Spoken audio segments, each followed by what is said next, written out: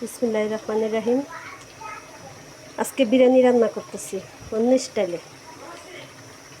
ফার্স্টে বিরিয়ানিটার তেলের মধ্যে পেঁয়াজ বেরেস্তা কইরা সব মশলা দিয়া, গোস্তটা টক দই দিয়া, পেঁয়াজ রসুন সব কিছু দিয়া, মশলা টসলা দিয়া সব কিছু দিয়া মাখায় রাখছিলাম। মাখায় রাখে তেলের ভিতরে ছেড়ে দিছি। ওই যে পেঁয়াজ বেরেস্তা করে রাখছি তেল দিয়া ওটার ভিতরে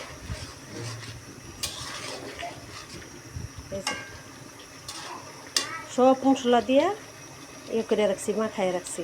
টক দই, পেঁয়াজ, আদা রসুন, জিরা আর মশলাগুলো সব তেলের ভিতরে ছাড়ছি। সাইডে অনেক লাইরা দিতেছি। কষানো হয়ে গেছে গা, গোস্তটা কষানো হয়ে গেছে গা। বিরিয়ানির জন্য যে গোস্তটা লইছিলাম ওই গোস্তটা অনেক কষানো হয়ে গেছে গা। আমি চাইল ডাইলা দিলাম, চাইলটা ডাইলা দিতেছি। চাইলটা ডাইলা দিলাম, বাজিয়া নিব।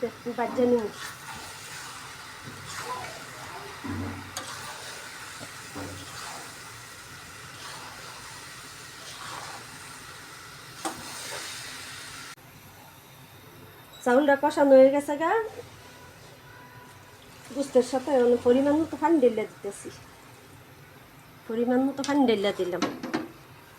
কটা কাঁচামরিচ দিয়ে দিতেছি। এই যে পরিমাণ মতো পানি দিয়ে দিচ্ছি। বিরিয়ানিটা রান্না করা হয়ে গেছে গা। এই যে কি সুন্দর হয়েছে, সব কিছু ঠিকঠাক মতো হয়েছে।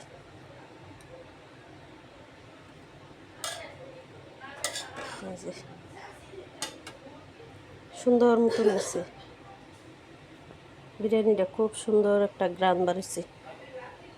এই যে কালারটা খুবই সুন্দর একটা কালার আসছে, খুব সুন্দর একটা কালার আসছে।